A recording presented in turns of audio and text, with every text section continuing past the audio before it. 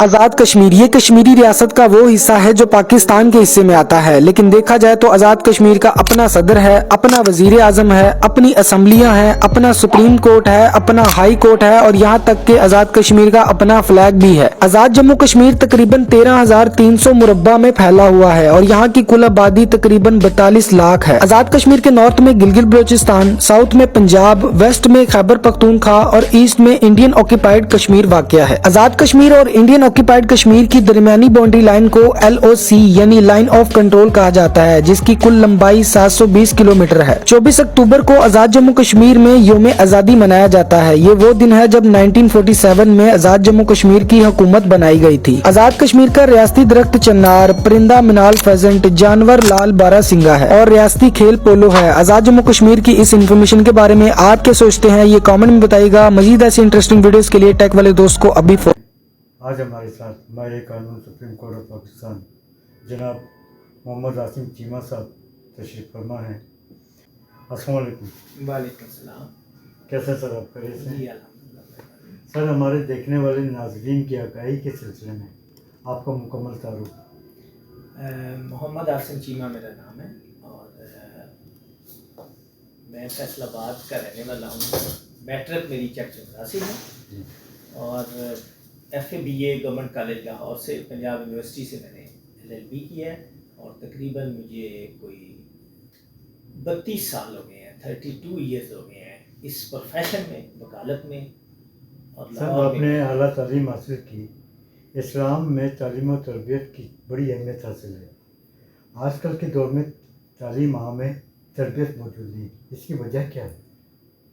اس کی وجہ یہ ہے کہ ایک تو بچوں کے ساتھ والدین کی جو کوارڈینیشن ہے وہ بہت کم ہے جی، اور تربیت ہمیشہ والدین ہی کرتے ہیں۔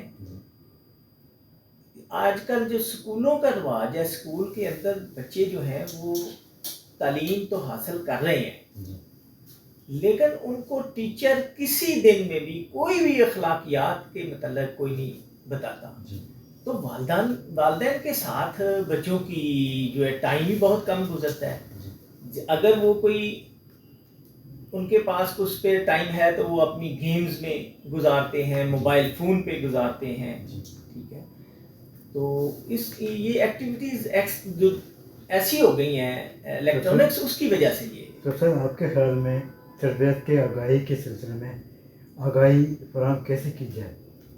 دیکھیں، میں تو یہ سمجھتا ہوں کہ ہم نے جس طرح ہم اپنے بچوں کے ساتھ کرتے ہیں کہ بچوں کو ٹائم دینا چاہیے، ان کو سمجھانا چاہیے کہ کون کون سی قدریں ہیں، بڑوں سے کس طرح آپ نے ایٹیچیوڈ رکھنا ہے، جو آپ سے چھوٹے ہیں ان کے ساتھ آپ نے کیسے بیہیو کرنا ہے۔ اور یہ میں تو یہ سمجھتا ہوں کہ سوائے والدین یا بڑے بہن بھائیوں کے علاوہ کوئی نہیں ان کو سمجھا سکتا، نہ کر سکتا۔ سر آج کے دور اور ماضی کی روایت میں کیا فرق محسوس کرتے ہیں آپ؟ دیکھیں، میں ابھی تک میں ایک استاد کا شاگرد ہوں، ابھی تک میں شاگرد ہوں۔ مجھے 30-32 سال ہو گئے ہیں پریکٹس کرتے ہوئے، لیکن میری پہچان آج بھی وہی ہے کہ عاصم چیمہ کون ہے؟ اصغر علی گل صاحب کا جو شاگرد ہے، اور ہماری آج بھی ان کے ساتھ کوارڈینیشن ہے۔ جو انہوں نے ہمیں سکھایا ہے، ہمارے جو آگے بچے ہمارے پاس ہوتے ہیں، ہم بھی ان کو کہتے ہیں کہ یہ روایات ہیں، ان کے مطابق چلنا چاہیے۔ اگر جو ینگسٹر نئے آنے والے ہیں، اگر وہ کسی کے پاس بیٹھتے ہی نہیں ہیں، کسی کے پاس کسی سینئر کو جوائن ہی نہیں کرتے، تو وہ کیسے وہ چیزیں سیکھیں گے جو ہم نے سیکھی ہوئی ہیں۔ سر شعبہ قانون میں کب اور کیسے منسلک ہوئے؟ دیکھیں، میں اس وقت کا جب میں 9th کلاس میں تھا تو میری یہ خواہش تھی اور میں نے یہ ارادہ کیا تھا کہ میں نے وکیل بننا ہے۔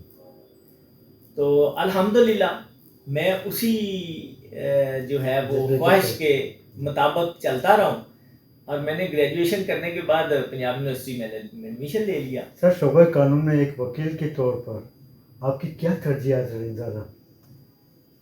دیکھیں، میری ترجیحات یہ ہیں کہ جی آپ ریگولر رہیں، اپنے پروفیشن پہ توجہ دیں اور جس کلائنٹ کے ساتھ آپ کی کمٹمنٹ ہو گئی ہے اس اس کے کیس پہ آپ محنت کریں. جی بالکل. اگر آپ محنت کریں گے تو اس میں سے آپ فروٹفل ہوں گے. سر شعبہ قانون میں آپ کن مقدمات کی پریکٹس کر رہے ہیں؟ دیکھیں میں فوجداری وکالت کرتا ہوں. میرے جو استاد ہیں اصغر علی گل صاحب وہ بھی فوجداری وکیل ہیں. آپ ایک پروفیشنل وکیل ہیں. مقدمات کی سماعت کے موقع پر عدالتوں میں تحقیق اور مطالعے کے تحت پیش ہوتے ہیں، جبکہ آج کل کے نئے وکلا ایسی تربیت نہیں حاصل کر پاتے، اپنے سینئر کو جوائن نہیں کر پاتے. اس کی وجہ کیا ہے؟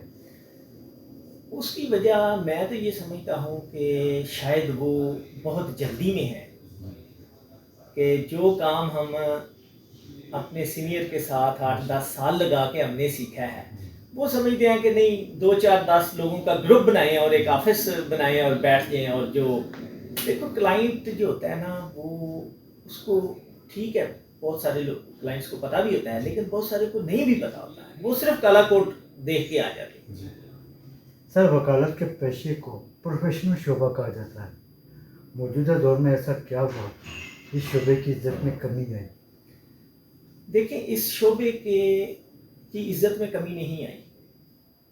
یہ کچھ لوگ جو وکالت کے شعبے سے نہیں منسلک نا انہوں نے میڈیا پراپوگنڈے کے ساتھ یہ اس پروفیشن کو، جس طرح وہ صرف وکالت کا پروفیشن نہیں ہے وہ باقی پروفیشن کے بھی اگینسٹ بہت ساری جو ہے گفتگو کرتے ہیں جن کو کوئی رکاوٹ نہیں ہے.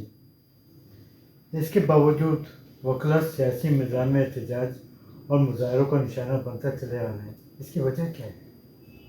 وکلا ہمیشہ احتجاج کرتے تھے، آج سے نہیں شروع سے، جبکہ یہ بارز بنی ہے. چونکہ وکلا کو پتا ہوتا ہے کہ یہ چیزیں صحیح ہو رہی ہیں، یہ چیزیں صحیح نہیں ہو رہی. اگر کسی جگہ پہ بھی قانون کا جن کو پتا ہے انہوں نے یہ احتجاج کرنا ہے نا تو صرف اس وجہ سے، باقی احتجاج تو شروع سے ہو رہا ہے تو وہ ہوتا رہنا ہے، یہ نہیں روک سکتا. کیا حکومت اور بار کونسل وکلا کے مسائل پر توجہ نہیں دیتی؟ دیکھیں بار کونسل جو ہے وہ وکلا کے مسائل پر توجہ بار کونسل نے دینی ہے، حکومت نے نہیں دینی. حکومت تو میکسیمم یہ کرتی ہے کہ بار کو، پنجاب بار کونسل کو، پاکستان بار کونسل کو فنڈز دے سکتی ہے. حکومت کنٹرول نہیں کر سکتی وکلا کو، نہ ہی یہ وکلا کنٹرول ہوتے ہیں حکومت کے. ہمیشہ گروپ جو ہوتے ہیں وہ جو سٹنگ گورنمنٹ کے وہ خلاف ہوتے ہیں، جو عہدیدار ہوتے ہیں. سر صوبائی عدالتوں کے حالات اور جج صاحبان کی کارکردگی اور فیصلوں کے بارے میں آپ کی کیا رائے ہے؟ دیکھیں جو میں سمجھتا ہوں کہ جو صوبائی عدالتیں ہیں نا وہ کام جتنا ان کو کام کرنا چاہیے وہ نہیں کرتے. ان میں قصوروار ججز کے ساتھ ساتھ وکلا بھی ہیں. اگر وکیل یہ چاہے اپنے کیس کو جلدی وائنڈ اپ کرائے، اس کو جلدی اس کا فیصلہ کروائے تو جج ضرور فیصلہ اس کا کرتا ہے. ہم نے تو یہ آزما کر دیکھا ہے کہ اگر کسی کیس کو ہم نے کرنا ہے تو اس کی ریکویسٹ ہم کر سکتے ہیں کہ اس کی ڈیٹ چھوٹی کریں اور جس ڈیٹ کے لیے اگلی ڈیٹ پہ جس کام کے لیے پڑا ہوا ہے اس کو آپ آرگو کریں تو کیس ختم ہوتا ہے. سر آپ کے خیال میں 26ویں آئینی ترمیم کیسے پاس ہوئی؟ دیکھیں یہ تو 26ویں آئینی ترمیم جو ہے وہ کچھ لوگ کہتے ہیں کہ اس کی ضرورت تھی لیکن میرے خیال میں اس کی ضرورت نہیں تھی. لیکن کچھ خاص مقاصد حاصل کرنے کے لیے یہ 26ویں ترمیم جو ہے وہ پاس ہوئی ہے. اس سے ہماری وکلا برادری میں اور انتظامی ڈھانچے میں اور عدلیہ میں بڑی افراتفری ہے، بڑی کھینچا تانی ہے. لیکن اگر یہ نہ ہوتی تو کچھ ایسی چیزیں تھیں جو سپریم کورٹ میں نہیں ہو سکتی تھی 26 آئینی ترمیم میں جو ہوئی ہیں. لیکن ٹھیک ہے کچھ گورنمنٹ کے پاس اختیار ہیں، وہ اپنے اختیار کے مطابق جو ہے وہ آئین پاس کر سکتی ہے. اس انہوں نے کیا. اس ایکٹ کے بعد بار اور بینچز کا کیا کردار ہوگا؟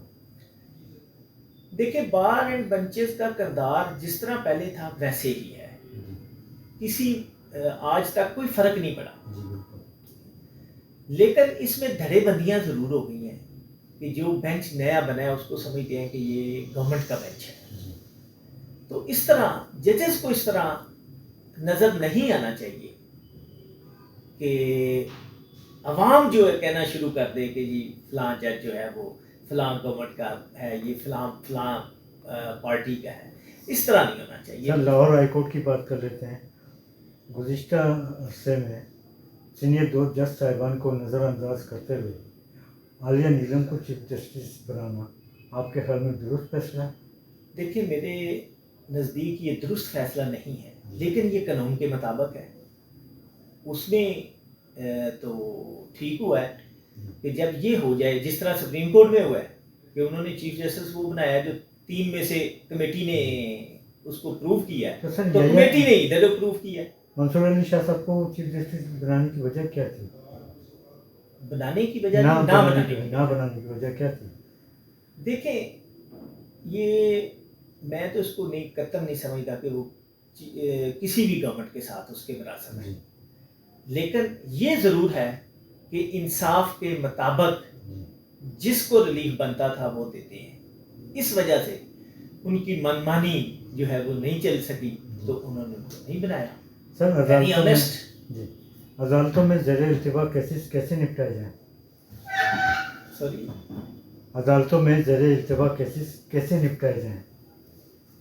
دیکھو یہ تو کوئی مشکل کام نہیں ہے. اگر جج صاحبان یہ کیس نمٹانے چاہیں تو یہ کیس جو ہے نا بہت جلدی ختم ہو سکتے ہیں. کوئی بڑی بات نہیں. لاہور ہائی کورٹ میں بھی کچھ ایسے جج ہیں جو اپنی پوری لسٹ جو ہے نا وہ ایگزاسٹ کرتے ہیں, تو ان کی ہوتی ہے. کئی ایسے ہیں جو 10 کیس کرنے کے بعد ان کو تھکاوٹ محسوس ہو جاتی ہے, وہ باقی سارے ایڈجرن کر کے لیفٹ اوور کر کے گھر چلی جاتی ہے. ان تمام معاملات میں وجہ کیا آ جاتی ہے جو کہ جج صاحبان توجہ سے اپنی ذمہ داری کے ساتھ اپنی ذمہ داریاں ادا نہیں کر پاتے؟ میں تو یہ سمجھتا ہوں کہ ججز بناتے وقت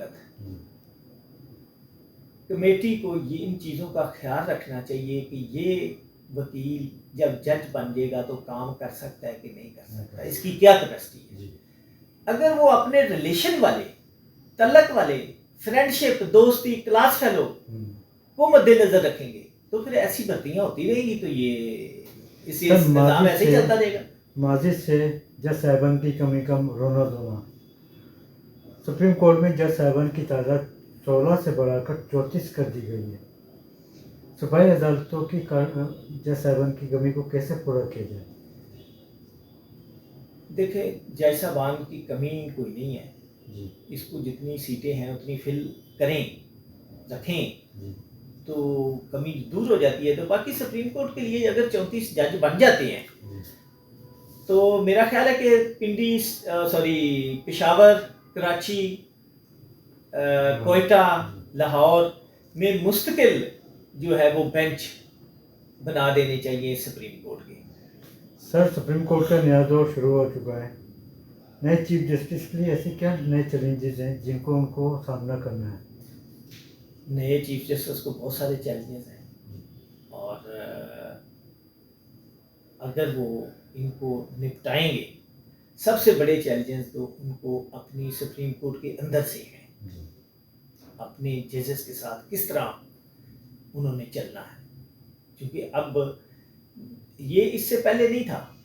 جتنا قاضی فائز عیسیٰ اس کھچاؤ کو بڑھا گیا ہے نا, اس سے پہلے نہیں تھا. اس کے دور میں میں سمجھتا ہوں بہت سارا نقصان ہوا ہے سپریم کورٹ کا, عدلیہ کا بہت زیادہ نقصان ہوا ہے. سر آپ فارمر ایڈوکیٹ جنرل بھی رہ چکے ہیں, اپنی خدمات انجام دے چکے ہیں. کیا ایجنسیوں کی طرف سے آپ پر بھی ایسے پریشر پڑے جن میں فیصلے دینے میں آپ کو پریشانی پیش آئی ہو؟ دیکھیں میں ایڈوکیٹ جنرل نہیں تھا, میں ایڈیشنل ایڈوکیٹ جنرل جی.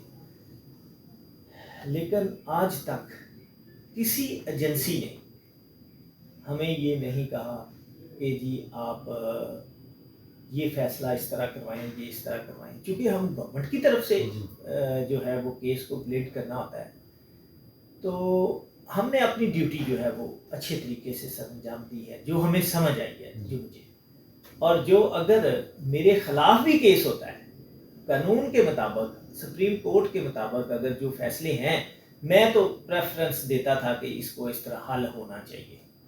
پاکستان کی بار کونسل کے حالات کے بارے میں آپ کی کیا رائے ہے؟ دیکھیں، پاکستان بار کونسل اس ٹائم تو بہت ورک کر رہی ہے، اور ہاؤسنگ سوسائٹی جو اس نے بنائی ہے وہ supreme court Pakistan bar council نہیں ہے، یہ ساری ایفیشنسی اسی کی ہے، اور انہوں نے بہت اچھے کام کر رہے ہیں۔ میں بالکل پورا مطمئن ہوں پاکستان بار کونسل سے۔ آپ کے خیال میں عدلیہ کی آزادی، قانون اور آئین کی بالادستی کو کیسے فعال بنایا جائے؟ دیکھیں، اب اگر میرے یہ آزمائے ہوئی چیزیں ہیں کہ اگر ایک مجسٹریٹ بھی پریشر نہیں لیتا تو اس کو کچھ بھی نہیں ہوتا، وہ فیصلے کرتا ہے۔ اگر خود ہی کوئی جج پریشر میں آنا چاہے تو اس کو کون روک سکتا ہے؟ اور آپ کے سامنے ہے سپریم کورٹ، ہائی کورٹ اسلام آباد، سپریم کورٹ جو نئی دباؤ میں آئے، جو نئی پریشر میں آئے، انہوں نے فیصلے دیے ہیں، ان کو کچھ بھی نہیں ہوا۔ ماضی کے جج صاحبان کے فیصلے بولا کرتے تھے، آج کل کے جج صاحبان میڈیا پر آ کر بولتے ہیں، اس کی وجہ کیا ہے؟ یہ تو یہی ہے کہ شہرت کی اپنے آپ کو یہ سمجھتے ہیں کہ پتہ نہیں یہ میڈیا پہ ہی آنے سے ہماری جو ہے شہرت اور عزت ہوگی، حالانکہ جو جج بن جاتا ہے اس کو عزت کون سی عزت چاہیے؟ جج کا تو ایک لفظ ہی بہت عزت والا ہوتا ہے۔ قانون کے شعبے کو مزید کارآمد کیسے بنایا جائے؟ دیکھیں، جس طرح ابھی پاکستان بار کونسل نے، کچھ پنجاب بار کونسل نے کافی نئے آنے والے وکلا کے لیے رکھی ہیں، کلاسز رکھی ہیں، انہوں نے رکھا ہے کہ 15 دن کے لیے یہ اتنے لیکچر جو ہیں وہ لیں گے، تو میرا خیال ہے کہ اب کوئی بہتری کی طرف جو ہے نا وہ چل رہا ہے، اور انشاءاللہ بہتر ہوگا۔ عدلیہ کے حالات کس نظر سے دیکھتے ہیں آپ؟ عدلیہ کے جو حالات چل رہے ہیں، شعبہ قانون کے حالات جو چل رہے ہیں، کس نظر سے دیکھتے ہیں آپ؟ کس طرف جا رہے ہیں؟ یہ بالکل ٹھیک جا رہے ہیں، کچھ نہیں ہوتا ان کو، یہ ہمیشہ کرائسس آتے ہیں پھر ٹھیک ہو جاتے ہیں، اور یہ بار اینڈ بینچ کا معاملہ جو ہے یہ آپس میں بڑا کلوز ہوتا ہے۔ غزہ پہ بات کرتے ہیں سر، موجودہ حالات کے پیش نظر آپ کے خیال میں فلسطینی عوام کا کیا مستقبل ہے؟ دیکھیں جی، بینگ مسلم، میں تو یہ سمجھتا ہوں کہ اللہ پاک ان کی مدد ہوگی، ٹھیک ہے، یہودیوں کے جو وار ہیں، جو جتنا نقصان ان کا ہو چکا ہے، نقصان تو پھر ان چیزوں میں ہوتا ہے، لیکن ایک پروفیسر حسن ہیں جو جیلم سے ہیں، گجر خان سے، میں ان کی گفتگو سن رہا تھا، وہ کہہ رہے تھے کہ 2 سال میں 26 میں یا 27 میں یہ وہ ساری چیزیں جو ہے نا وہ ریورس ہو جائیں، تو اس کا مطلب یہ ہے۔ لیکن سر، پاکستان سمیت 57 اسلامی ممالک اس جنگ بندی میں خاموش تماشائی، اپنے ذاتی مفادات کے خاطر IMF یا ویٹو پاور۔ دیکھیں، یہ تو اپنے ذاتی مفاد کے لیے خاموش رہے ہیں، اور خاموش بھی اس حد تک رہے ہیں کہ اگر کسی نے فلسطین کا جھنڈا بھی ہاتھ میں پکڑا ہے تو اس کو پولیس پکڑ کے لے جاتی تھی، اس حد تک ان کی ڈٹائی تھی جو گورنمنٹ کی، لیکن اس طرح نہیں ہونا چاہیے، ٹھیک ہے۔ کوئی سر، کشمیر میں بات کرتے ہیں، آپ کے خیال میں پاک فوج کی قربانیوں کے ساتھ کشمیری مجاہدین کی عظیم قربانیاں رنگ لائیں گی؟ انشاءاللہ جی، پاک فوج جس طریقے سے پاک فوج کے جوان جس طرح شہید ہو رہے ہیں، ان کی قربانیاں تو رنگ لائیں گی۔ 27 اکتوبر 1947 کشمیر کا یوم سیاہ، کشمیری عوام اپنے حق سے محروم، انصاف کیسے ملے سر؟ دیکھیں، وقت آئے گا آپ یقین کریں کہ وقت آئے گا جو کشمیریوں کو بھی انصاف ملے گا اور پاکستان کو بھی انصاف ملے گا۔ کشمیر اور فلسطین کی آزادی کے سلسلے میں حکومت وقت کو کوئی پیغام دینا چاہیں گے؟ دیکھیں میرے پیغام کا کوئی اتنا حکومت وقت کو اثر تو نہیں لے گی، لیکن میں اپنی خواہش کے مطابق تو میں ضرور کہوں گا کہ جس قدر ہو سکتا ہے فلسطین کی مدد کرنی چاہیے اور نیک نیتی سے کرنی چاہیے۔ دیکھنے والے ناظرین کی آگاہی کے سلسلے میں آپ کا پیغام؟ دیکھیں یہ سوال تو ایسا ہے کہ جس پہ شاید میں خود بھی عمل نہ کر سکوں، لیکن بات یہ ہے کہ اپنے آپ کو سیدھے راستے پہ چلنا چاہیے، ایمانداری سے چلنا جو ہے نا وہ بہت بڑی بات ہے۔ ایمانداری سے چلنا چاہیے، ایمانداری جو ہے اس کو اپنے کبھی بھی ہاتھ سے نہیں چھوڑنا۔ کشمیر کے 77 برس کشمیر میں یوم تاسیس جاری، شہدائے کشمیر اور کشمیریوں کو خراج تحسین پیش کرنے کے لیے آپ کا پیغام؟ دیکھیں جتنی بھی تعریف کی جائے ان کے جذبے کی، ان کی ہمت کی، کشمیریوں نے جو کر کے دکھایا ہے وہ پاکستان نے بھی نہیں کر کے دکھایا۔ کشمیریوں کی وجہ سے کشمیر اب آج تک زندہ ہے، ان کی جد و جہد زندہ ہے۔ اگر وہ اپنی جد و جہد کشمیری چھوڑ دیتے تو پاکستان میں کوئی ایسی نہیں ہے جو اس کو قائم کر رکھ سکے۔ یہ کشمیریوں کو میں سلوٹ پیش کرتا ہوں، مجاہدین کو، جنہوں نے یہ آج تک اس کی تحریک کو زندہ رکھا ہے۔ بہت شکریہ سر آپ کا، بڑی نوازش ہے۔